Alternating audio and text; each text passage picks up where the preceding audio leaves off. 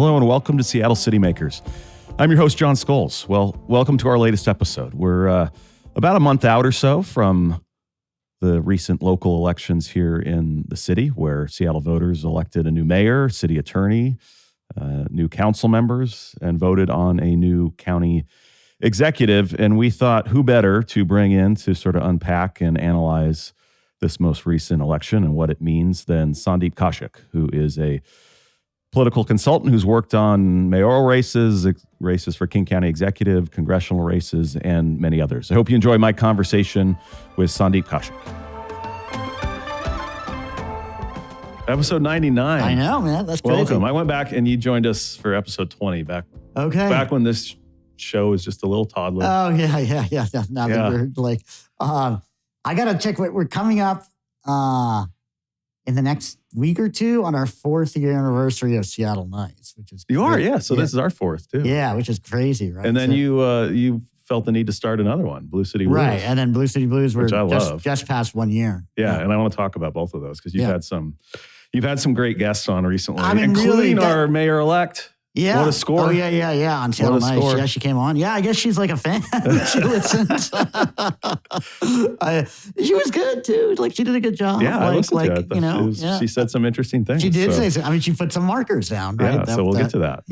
But welcome to you. You're only our 3rd repeat guest. Oh, so, great. Yeah, you're in like dignified Oh, my God, yeah. Rare Who are the other two? Chief Amy Barden. Oh, yeah. Who had a different title and a spouse the second time she was on. Oh, yeah. From the first time. Yeah. I got to listen. They do a podcast together. They do, yeah. And I've been meaning to go and listen to it and I haven't yet. Yeah. And then Michelle Smith, who came on when she was CFO of the Woodland Park Zoo, and then she came on again. We had her back as CEO of Mopop. So. Oh, yeah. Oh, there you go. Yeah. So good to have you back. Happy Cyber Monday. Yeah. Thanks for having me. Yeah. Yeah. And you got some sirens in the background. Hey, we're in the heart of the city, the big city. Because I know Thanksgiving is your favorite holiday. Nothing ever happens in downtown Seattle. Yeah, these single pane windows, they let it all through. I have to ask you how your Thanksgiving was, because I know it's your favorite holiday. It's my favorite holiday, too. It is my favorite holiday because, right, it's just the distilled essence of a holiday, right, where you drink and eat to excess and watch too much. And you don't have to dress up. Don't have to dress up, watch too much football. You don't have to decorate anything, and you don't have to buy anything for anybody. I had a very... Often we will go up to the San Juans for Thanksgiving. This year we didn't. We were in Seattle, and it was really, we didn't have usually we've got a bunch of friends over and the kids are there, and this time the kids didn't show up, no friends, so it was just the two of us, but it was still fun. Cooked up turkey, ate to excess. I watched too much football. The Detroit Lions fulfilled their constitutional obligation to lose on Thanksgiving Day, and so all is well. I actually tweeted about this. The last 2 times the Detroit Lions won on Thanksgiving were the 2 years that Trump won the presidency, 2016 and 2024. So interesting. So there you go. You don't want the Lions to win. They may never win again. Now they may never win again on Thanksgiving. It's bad for America. So we're a month out from, or just about now, Yeah. This most recent local election, which feels like it just ended like 2 weeks ago. I'm still coming up for air. Yeah, I know. Yeah. So what the heck happened? What do you make of? Well, look, I mean, it was a kind of left progressive sweep, right? Not just in the city of Seattle, but if you look at the legislative races, the left lane candidates kind of pretty much across the board, and in some of the kind of city council races and other places too. Yeah, Burien, right? Burien, they were big wins for the progressives. I think there was a race in Spokane, that a lot of people were paying attention to. One thing I think is really clear to me was that there was a Trump effect in this election. Trump getting elected last November and taking office in January really did change the psychological complexion of the electorate in not just Seattle, but Washington State, particularly among more progressive voters. It really motivated them to turn out. One thing we saw, I was talking to a Republican consultant today, he's pointing out to me that in the analysis that they were doing, a lot of the more moderate, both center right and center left voters stayed home this election cycle. They just kind of are done with politics. They're not happy about where things are going, so they didn't even fill out their ballot. So you got the kind of hardcore partisans on both sides coming out, which in a state like Washington, is going to favor the progressive side, obviously, because we're a blue state. And I think that's what we saw here. Yeah, I was listening to your podcast with on Blue City Blues with Danny Westneat. You did a couple weeks ago, and he had a column a week or so before you had him on, or maybe it was the day of you had him on. And his characterization of the election was, the voters are fickle. Yeah. But that presumes it's sort of the same group of voters this election from 4 years ago when they elected Bruce Harrell and Sarah Nelson and Ann Davison. But and there are do we know enough yet about who turned out and who didn't? Well, there were clearly some differences, right? I mean, we saw Ben Anderstone, who political consultant here in town, did an analysis after the primary, which Katie Wilson won by almost 10 points, right, in the primary, that showed that in wealthier, more moderate kind of homeowner precincts, turnout in the primary was down about 10 percentage points compared to 4 years ago. Whereas in the more progressive, younger, renter-heavy precincts of the city, turnout was up in the primary a couple, 3 points from 4 years ago. So that shows you a really different electorate was turning out. That said, Ben said that accounted for about a third of the shift that we saw from 4 years ago. The other 2/3 were voters who were flipping their votes, right? And so in neighborhoods like mine, I live in Finney Ridge. That was probably the place where the movement was biggest in Finney. It was 38-point shift from the moderate side to the progressive side. From 21 to 25. From 21 to 25. In Central Ballard, 31-point shift, right? So these are massive movements. So there is a fickleness, perhaps. Yeah, that is. I wouldn't even call it fickleness. I mean, maybe it is. That was the headline of Danny's piece. Though I think what he was saying was a little bit more profound than that they're fickle. It's that they're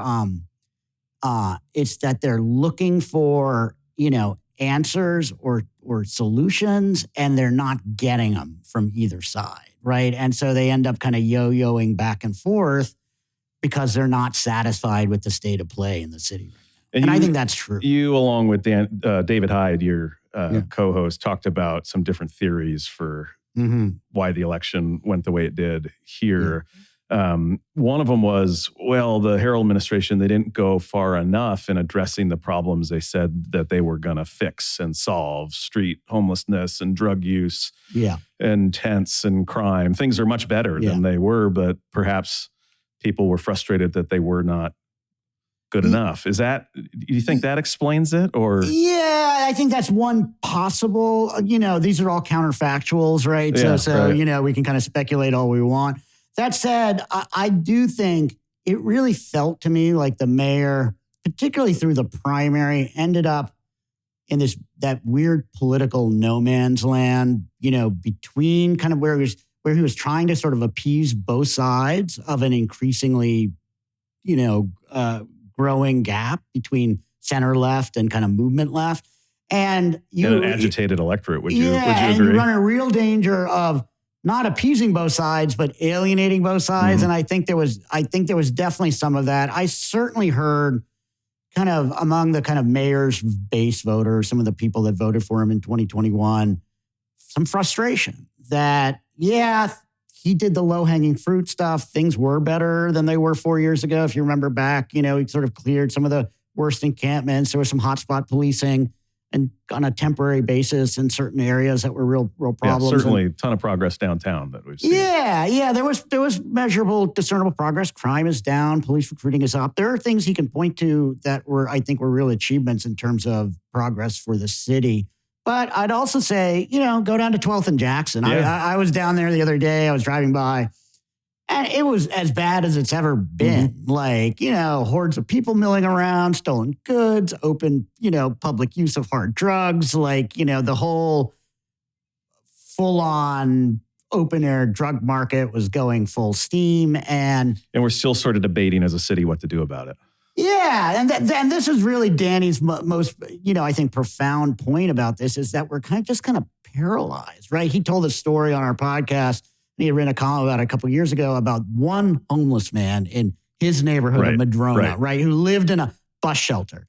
And the whole community in his neighborhood wanted to help this one homeless guy, and they'd come and bring him food and stuff, but they couldn't decide, like, should we try to get him committed? He's clearly mentally ill, he's got some issues. And there was this debate about it, and he ends up dying in the bus shelter while the community kind of argues back and forth about whether to intervene, how to intervene. And he's like, and he's kind of, I think he's right. That's sort of emblematic of the psyche of Seattle. Yeah, where we are. City, yeah, unable to kind of choose a direction and stick to it, right? So yeah, we do yo-yo back and forth between, what feel like increasingly kind of divided and extreme poles, right? And people are frustrated. They're not seeing the kind of progress they want to see, right, in the city. I was surprised that one of the theories or explanations that you did not talk about, you, Danny, and David, was affordability, which is sort of what the headlines and analysis were post-election here in Seattle and in New York, that the young voters were frustrated because Seattle's become unaffordable, and they saw a candidate that wanted to do something about it, that put it front and center in her race, and that's why she was victorious. Do you not agree with that sort of assessment?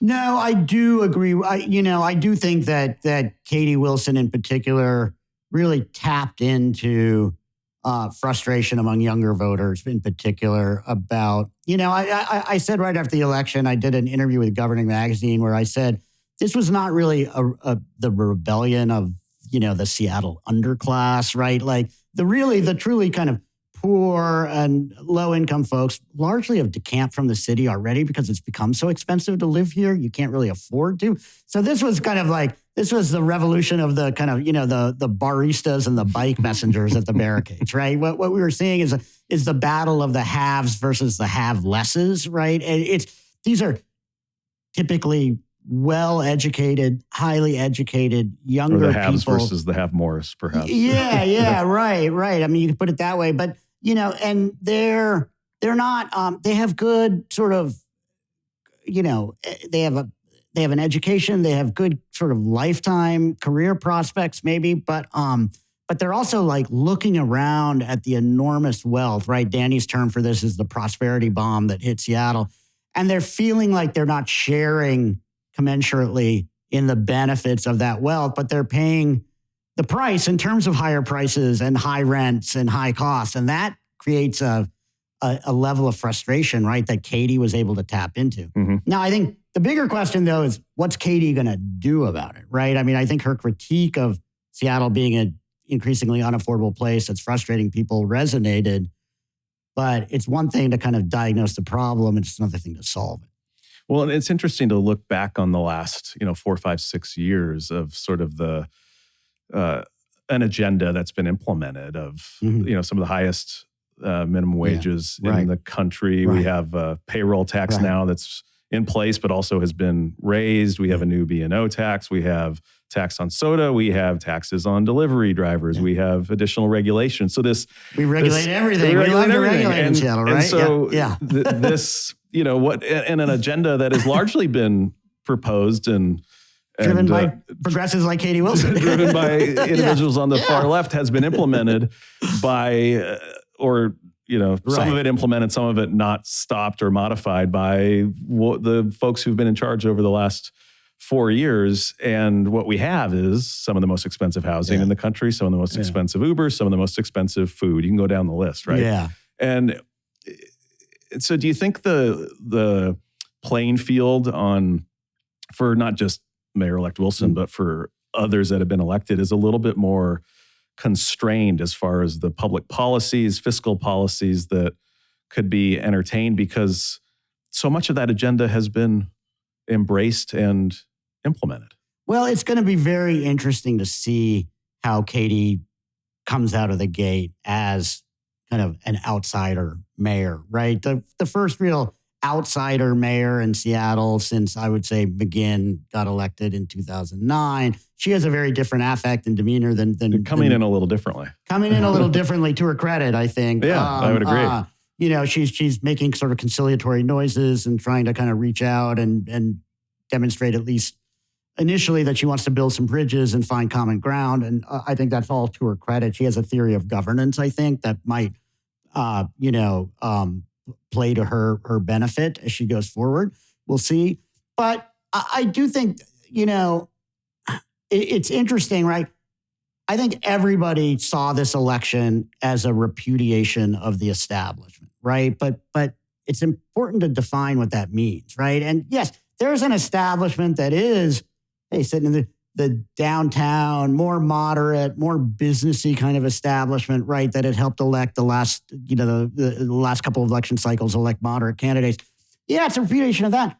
But I would also say there's a subtext of this. It was a repudiation also of a second progressive establishment in the city of Seattle, what I call the kind of progressive Borg, the constellation of all of these kind of interest groups and, powerful progressive labor unions and all of that have also been very much part of the status quo of Seattle in creating the existing, political landscape and dynamic that people are frustrated with. And there are some interesting signs that Katie gets that she sees it that way. She came on to Seattle Nice, our other podcast the week after the election results were finalized. And I thought one of the most interesting answers she gave was when we asked her, how do you differ sort of in your approach from Bruce Harrell, the incumbent?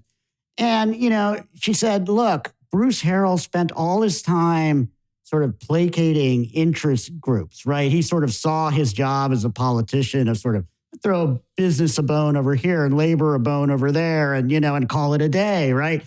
And she's like, that's not how I'm going to do, politics and how I'm going to approach my job as mayor. I want to deliver certain results and I'm going to figure out if I have to break, she didn't say this directly, but she's like, if I have to break some eggs to deliver that result, I'm going to be willing to do that. I'm coming in here kind of less encumbered with some of those kind of institutional commitments that previous politicians have had.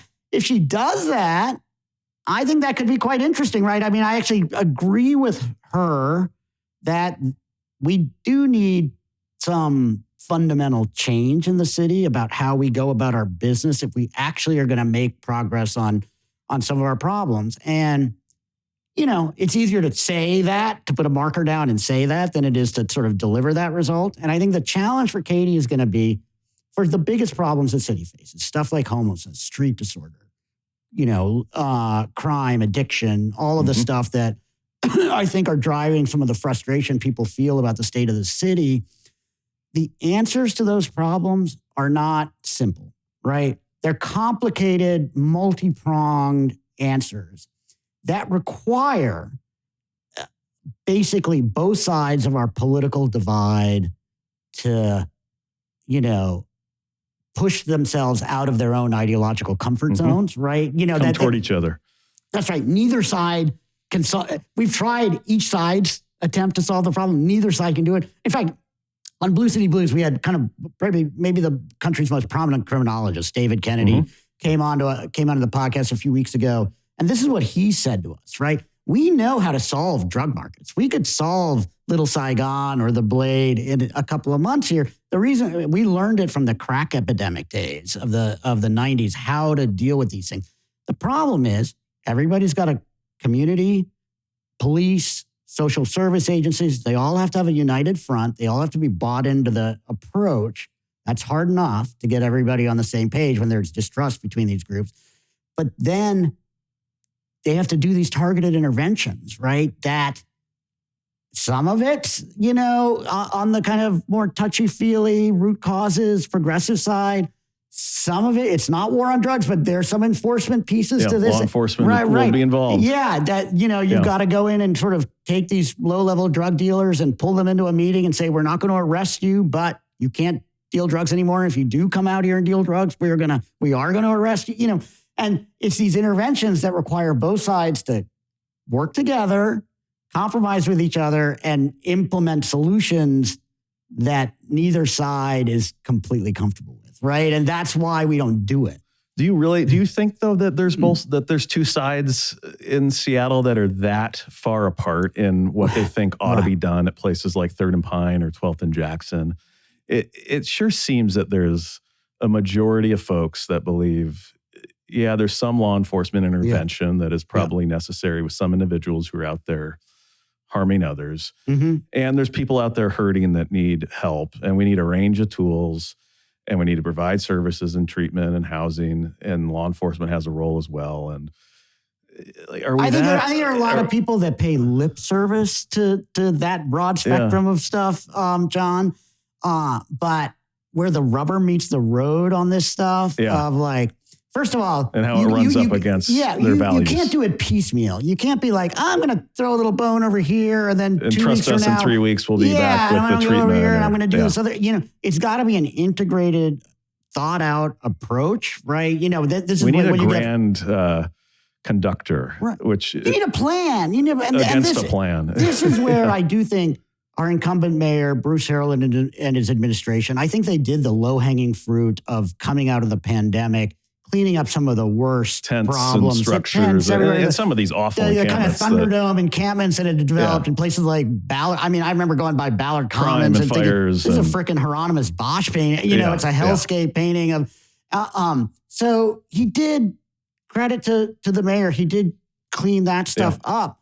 What he didn't do was take the next step of then saying, okay, I've done the immediate work. Now what's the longer term plan of how am I not just now clearing encampments, but actually getting the people living in those encampments into a better, safer alternative place to go, so we're not just playing whack-a-mole or what have you. And that's where I didn't really see it from this administration. What was the play on fentanyl? What was the play on homelessness? What was the approach to street disorder, right? The city council, the one place where I think there was a supermajority on this last city council, I think the kind of moderateness of this council has been overstated. But the one place where there was a moderate majority was on public safety issues. They passed a bunch of legislation. 30 plus different I talked to Bob Kettle, and he will reel off bill after, he was the public safety chair on the city council. It didn't, a lot of that stuff didn't get implemented very intensely, if at all. The soda and soap laws that we had all this controversy about, or the public drug use law. Are they really taking maximal advantage of those tools to actually deliver a result? Mm-hmm. And this was a real disconnect, I thought, between the executive side of the city and the council on this. I think the mayor was of two minds about a lot of this stuff. So if you don't like soda and soap, Mr. Mayor, what's your alternative play? And that's where I think there's sort of a little bit of an empty, they weren't in harmony. A vacuum, right? And they weren't in harmony. Yeah, that was clear too. I mean, do you think the distance between let's say the far left and the center left in Seattle is narrower than it was 4 or 5 years ago, and perhaps, overstated among the political reporters and bloggers and others who like to cover this stuff and where conflict is helpful to their interests? I mean, it feels like it's that gap in distance is not all that great. It maybe it was 5 years ago when defund was a position, and the idea of turning parks into permanent tent encampments and Lorena Gonzalez ran on not cleaning up, not sweeping, cleaning, resolving encampments ever again. Right? She was like, "We're going to stop doing that. That is a failure." And we're going to just do the root causes stuff. And drug possession was we're not going to prosecute drugs. That's the war on drugs. Yeah. So things on the left really did get pretty out there, 4 years ago. And the last couple of election cycles really were a backlash to that kind of, I think what voters saw is them going too far on things. I'm running as straight up abolitionist candidates for city attorney, for city council. That said, and so yes, I do think if you look at how the left lane candidates ran in this election and what they said on issues like public safety and addiction and street disorder, it was very different message from what we were hearing 4 years ago. Katie Wilson was critiquing the mayor for the state of Little Saigon, right? She wasn't saying, hey, that intersection this isn't is something better. We have to tolerate in the interests of, our beliefs as progressives in personal autonomy, and the fact that we cannot have, the jackbooted thugs of the fascist state coming in to be mean to the poor and the dispossessed. She was like, no, this can't go on, and we need to reclaim our public spaces, and you're not doing a good enough job. And she's putting a marker down saying, I'm going to do better. She put the head of Friends of Little Saigon on one of the coach chairs of her transition team. Yeah. That's another marker. She's saying, I want to do better here.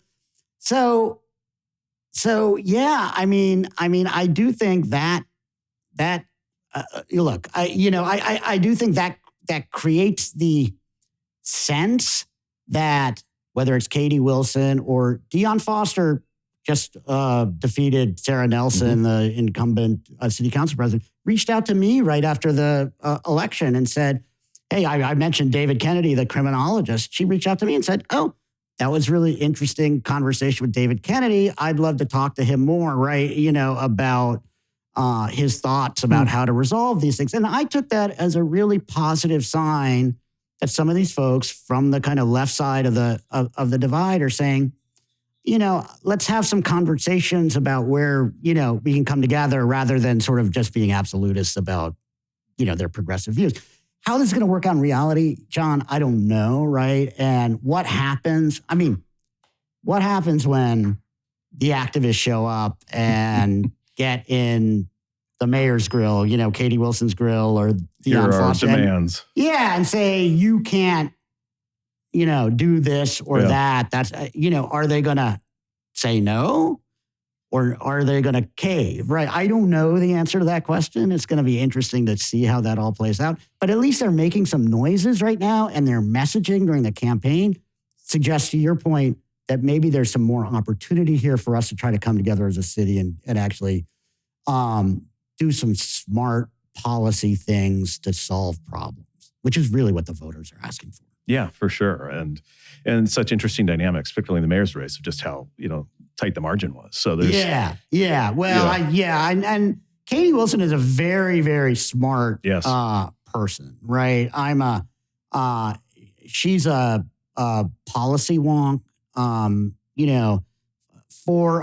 said this on the episode with Danny, but I find her to be really self-reflective in a way that kind of most politicians aren't that self-reflective, but even more so, most activists tend to be really much more. I find like a lot of activists to be kind of annoying zealots and, who are bending reality to fit their preconceptions. I don't have that sense about Katie. She has a kind of intellectual side to her where she tries to kind of think through and problem solve and is willing to self-examine what she's been doing. So, well, her piece in The Stranger from January of this year, and her reflection. How the left got it wrong on homelessness, right? Yeah, and in some ways how she got it.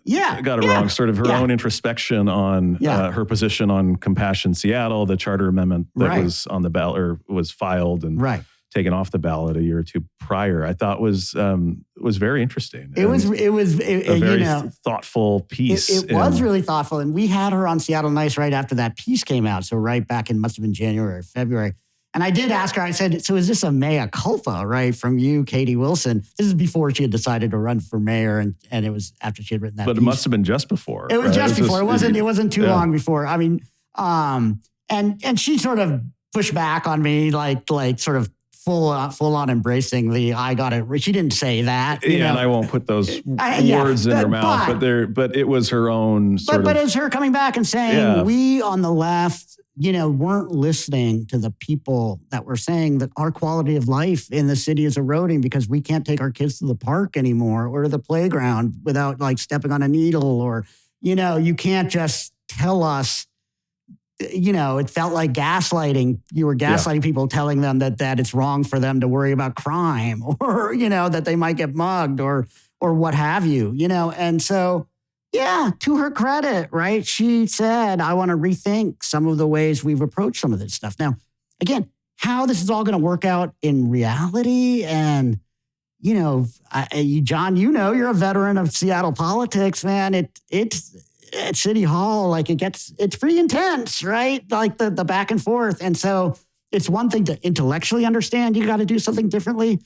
But when you're in the fray and like I said, your people on your side are getting in your face saying you can't compromise with those people or you can't do that, or we're going to denounce you if you do that. Like this is where I think, Katie and is untested, right? And we're going to have to see how that goes.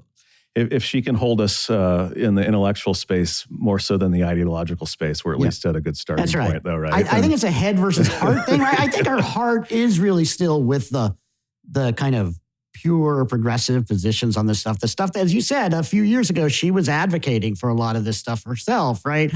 But I think so that's where her heart is, but I think her head tells her, we got to recalibrate. That didn't work. If I'm going to be successful. The other thing I would say about her is I think she very much understands that she's going to be, that how she does as mayor is not just going to be a judgment on her, but on her movement, right? On this idea that this kind of young, much more left, self-avowed socialist, democratic socialist kind of movement. Yeah, can you deliver? Yeah, she says that. Yeah. Can we govern? Yeah. Right? That's the question that's being put to the test by her, Zoran Mondami in New York.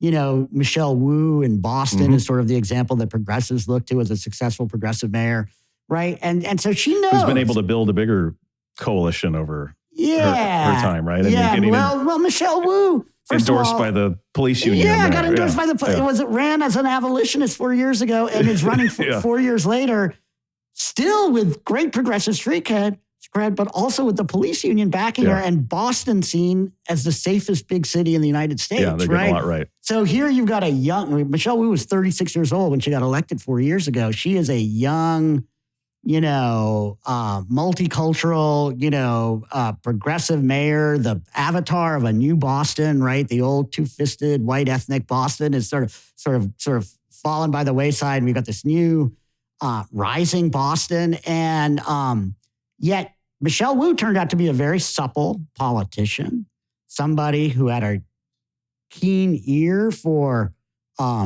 what the voters in Boston wanted and was looking for. And she was able to triangulate against legislators when she needed to and cut deals with constituencies that may not have supported her when she needed to get results. And so Boston's a safe city. It's a booming city. It's got a great economy. People are happier. She got overwhelmingly reelected this year, running against the son of Robert Kraft, the Patriots owner who spent millions of dollars against her. Didn't work.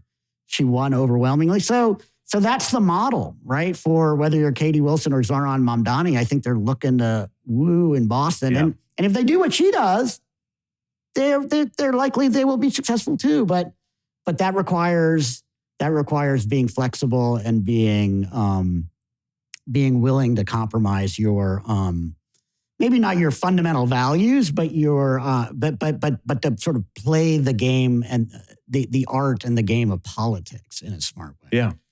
How much of what happens in blue cities and the governance of blue cities over the next few years do you think dictates sort of the strength and future of the National Democratic It's huge. Party? It already has been. Obviously, I don't think Trump gets reelected without a perception developing that blue cities were poorly governed. You're talking about the second time. I thought you were projecting to the third time. And that, Let us hope and let us pray that there is no third time. So past tense. But in the run up to 2024. And what happened in our cities, the stuff that wasn't great. Since he's been reelected, obviously he's just declared war on blue cities, right? He's sort of saying that these are these, he calls them hellholes and, whatever else. Obviously, grotesque caricatures of what blue cities actually are. But nonetheless, I think Republicans and Trump very effectively weaponized what were some real issues that developed with progressive governance. Smart, politically effective. Yeah, right? It was. And look, if we don't blue cities like Seattle are the purest distillation of progressive governance you're going to find anywhere in the United States, right? Even, we talked about whether you want to call them moderates or center left versus, progressives or left.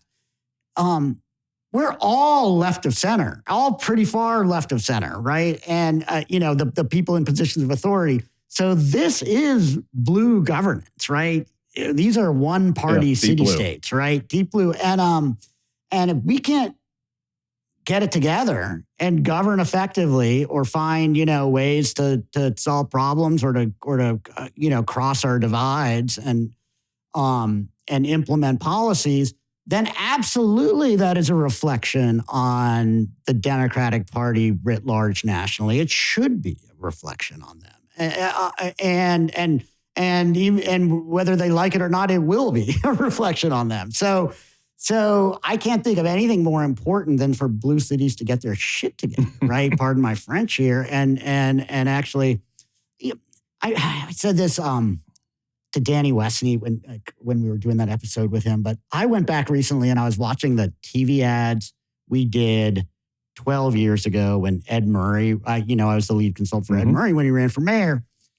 And God, the vibe is so different in that era, right? It really drove it home to me that the ads we were running were like, Seattle, it's a special place. It's a sense of like incredible dynamism, positivity, optimism. Yeah. Things we had this incredibly bright future, but we can even do even better than we are now. If only you elect me, and I'm gonna give back to what Seattle gave me, and that sense is gone. Are we as bummed as some people think? I mean, the right track, wrong track, classic polling question is not upside down. Yeah. It's come back. It was for a while. Most people think as a city we're on the right track. Do you think we're overstating how bummed we are as a city? I mean, we opened this beautiful waterfront. We're hosting World Cup. We've got, there's a lot going for us among a lot of challenges. But it's not right. I mean, it's people around here. They don't see the city the way, say, Donald Trump sort of sees Seattle as this sort of, toxic, dangerous hellhole, So yes, if that's what you're saying, and we've seen in, but even regardless of sort of his, leave Trump aside, but there's been a kind of what I would call the kind of municipal right over the years has sort of done the Seattle is dying, kind of argument, right? Oh my God, the city is fundamentally, in a bad place, broken and spiraling, and everything's going wrong, and everything's going to hell, and that's never been the majority view in the city of Seattle, or even close to majority view. You're absolutely right to point to all of the positive things that are happening here. That said, it doesn't feel like Seattle is living up to its potential, nor does it feel to people like Seattle is effectively dealing with what are fundamentally the problems of success, right? Of the things that have gone right because of our dynamic economy, because we've become this great tech hub, because we've been the fastest growing big city in the country through the 2010s, right? And those are problems. There are problems, but those are problems of success and not failure. Yeah, we've been talking about homelessness and ending it for 20 years. Inequality, right? That has resulted because we've created so much wealth and it hasn't been shared equally, right? So you're right. I don't think people think Seattle is dying, but they also are like, have we really come back from where we were, 10 years ago, where it really felt like not just that the city was thriving, but that government was making big moves to solve problems. I said this on the DSA panel that you all convened right after the election. You read the Seattle Times editorial page, they're like, hey, what voters want is back to basics. Like, get back to like the fundamentals of governance and Bruce. Pick up my garbage and fix the potholes. Fill the potholes, get the garbage, clear some encampments, And Bruce Harrell did that, right? Like when he came back after 2 years of the pandemic where we stopped doing it. And you know what? It ain't enough. Not for Seattle voters. Seattle voters are progressive voters. And yes, they want the basics taken care of, but they expect more than that. They expect big progressive solutions to the problems that they're seeing in front of them and that the city appears to be facing. And if you don't give them that second piece of it, you're not going to get reelected, as the mayor just found out. And if you don't believe the federal government is going to be advancing those values and it does make it more challenging. Perhaps your expectation on your local government. Yeah, I think it does. Yeah. I think a lot of the anxiety and fear about the future that people feel about what's going on at the federal level. Yeah, it gets displaced onto the clearly, a majority of Seattle voters were bummed with the direction to a degree, or the lack of intensity around the Yeah. direction, or else we wouldn't have had a bunch of incumbents. We just ousted the incumbent mayor. And while the mayor's race was close, there were a bunch of other races that weren't. Yeah. This was not a status quo, like this was a repudiation of a status quo, right? I mean, it really was. And the mayor's race was very, very close. I think particularly the independent expenditure campaign that came together in support of the mayor that ended up spending $1.8 million, essentially going after Katie Wilson on her, lack of credentials and experience. I thought that was effective. And they were able to get a lot of voters to what I would call ticket split, to vote left in some of the other races, but then vote for Bruce Harrell. That said, when you look at the races for city attorney, Erica Evans defeating Ann Davison, or Dion Foster and defeating Sarah Nelson, those were blowouts, and that just says, again, it just fundamentally goes to how progressive a city this is and how progressive our voters are, and they're looking for progressive answers. You can't go to them and be like, I'm not a Republican, but I'm kind of a law and order conservative, and expect that that's going to fly for it. Yeah, they do want the problems on the street fixed. They're not going to tolerate the progressives letting that stuff get out of control for very long, but they're also not going to just be fine with, hey, we're going to act like Republicans now and talk like Republicans about this stuff. That's not going to work either. Particularly in this environment. Yeah, particularly in this. So the left kind of leaning candidates in for mayor in New York and here in Seattle have gotten a lot of national attention, and the future of the Democratic Party. And this is where Democrats socialism is having a moment. I guess so. But there were also some moderates that were victorious in their race. In Pittsburgh, I think. Yeah, Pittsburgh moderate run in Minneapolis. The incumbent mayor beat back another Democratic socialist. Young man of color, Muslim, candidate, a lot like Zoran Mondani in New York. In Austin, I know, because my dad lives down there. They turned the voters by, I think, a 2-1 margin, turned down a big tax measure in the city to raise money to prevent or federal cuts and to guard against those. So do you think the picture for the Democratic Party nationally is a bit more complicated than what some are making as far as what the recipe for success is going forward? Well, absolutely. Like the Democratic Party is in the midst of a very intense and heated debate about either what direction it's going to go in, or really, to my mind, what it really needs to do is not pick a side like left or center, but figure out a new synthesis of how do we sort of bring the two sides back together again in some kind of working harmony to, address things like affordability or inequality or, quality of life issues or stuff like that. And so, yes, there's all of that. But what you're pointing to in these kind of differential results, the other one I would point to, we're about to do a Blue City Blues podcast episode with the San Francisco Chronicle editorial columnist, who's really great. And to talk about Daniel Lurie in San Francisco, the mayor there, who's got last time I checked, he had a 72% approval rating. And he is making moderate moves that I don't even think you could say out loud in Seattle right now, moving away fundamentally from some of the more progressive policies that the famously progressive San Francisco had adopted in recent years. We'll see how that all works out over time. I'm very curious to hear what our person on the ground who comes on tells us about how it's going in San Francisco right now. But it does say that this is a live debate. So yes, the progressive wins, the kind of young up and coming socialists, in New York and Seattle get the lion's share of the media attention. But there's also, look at the gubernatorial races in New Jersey and Virginia. These were moderate women rolling up big wins as Democrats, including in a race in New Jersey that people thought might end up being close. Trump didn't lose New Jersey by very much a year ago. Mikey Sherrill ends up with a double-digit victory there, running on a very moderate-sounding platform, right? And so I think that's at least as much part of the conversation on the Democratic side as, the out and out sort of avowals of socialism or whatever. Or,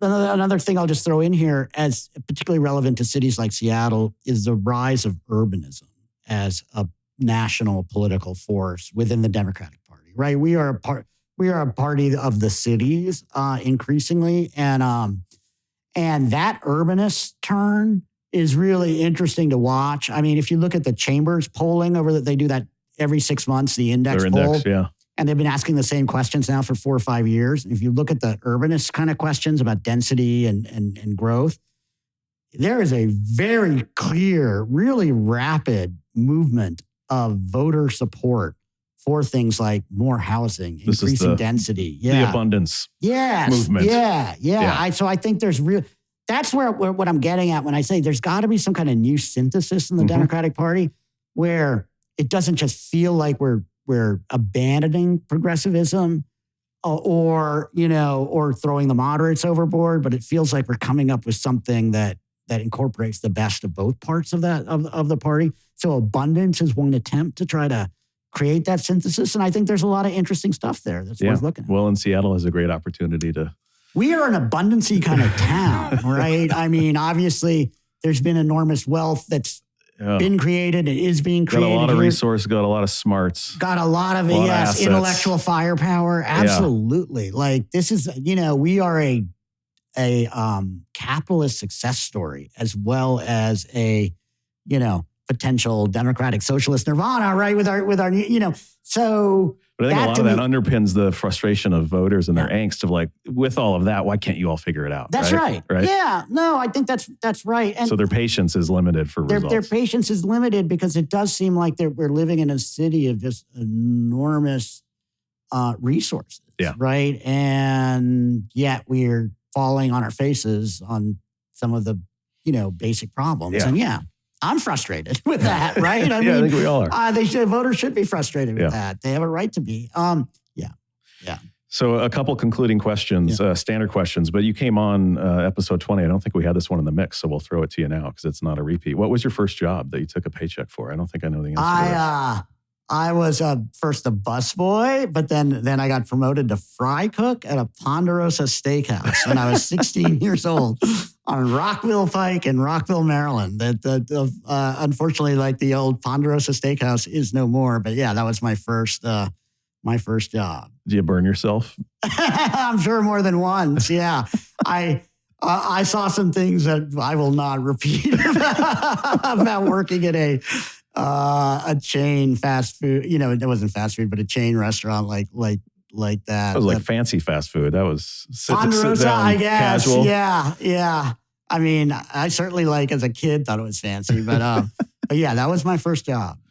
And then I know your perfect Saturday in Seattle, but maybe it's changed. So we'll give you another run at your perfect Saturday. My God, my perfect Saturday. Well, these days it's watching my Virginia Cavaliers maybe play a basketball game and win. We got a new coach and, but weather permitting, it's going out and making an ass of myself on the golf course, been try to get outside and do that. And then I don't know, hitting one of the neighborhood joints. I live as I said, in Finney Ridge. I love Saturday afternoon lunch at the 74th Street Ale House, which is right up the street from where I live. That's like a highlight of my day. You got a bunch of new good spots up there. I know. There's a lot of change. You're still tried and true 74th Street, though. I have a very good friend who's living in an apartment in Greenwood and, downtown Greenwood, so 85th and Greenwood. And boy, it's hopping up there, man. You can go over and go to the sports bar, anyway. Yeah. And this is, there are some fundamentally great things that are happening, not just downtown in Seattle. I know, John, that's your bailiwick, but if you go to the neighborhoods of Seattle, man, there's cool stuff happening in Finney or Ballard or Greenwood or Wallingford or, go down south, Columbia City, Georgetown. I was just in Georgetown recently and I'm Georgetown. Like, hipster central, man. That place is, cool, right? So yeah. there's a lot to be happy with about Seattle and a lot to be frustrated about, right? That's the central conundrum that we face as a city. Well, we wish our new mayor-elect Godspeed in helping us all sort through it. And, maybe she can break the logjam. She is an outsider. I feel like we should give her the benefit of the doubt.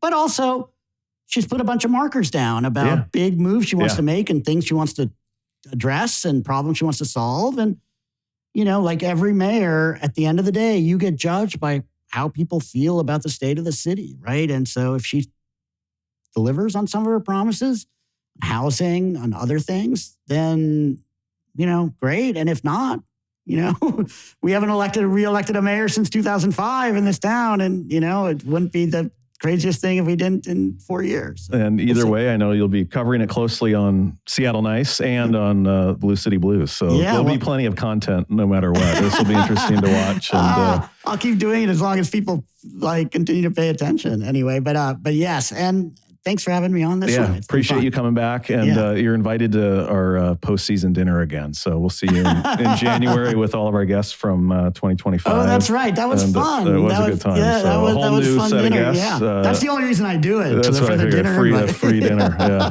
Free dinner. Well, thanks, Sandeep. Appreciate it. Thank you, John. Hope you enjoyed my conversation with Sandeep. Always a treat when he comes by to get inside his head. He's got a great political brain and love chatting politics and elections with Sandeep. Well, I want to close out with a recommendation of something to check out here in downtown Seattle. And I hear we're very close, and maybe by the time you're listening to this, they will be open. But Renee Erickson's 3 Concepts, brought to us by her and Jeremy Price's restaurant group, Sea Creatures, will open in the Railspur building here in December. Great project in Pioneer Square. She has taken over the former FX McCrory space, and you will not recognize it. 3 terrific concepts in that terrific building. So go check it out. Well, thanks everybody for joining us on this episode of Seattle City Makers, presented by the Downtown Seattle Association, with support from James Cito and production by Thread Theory.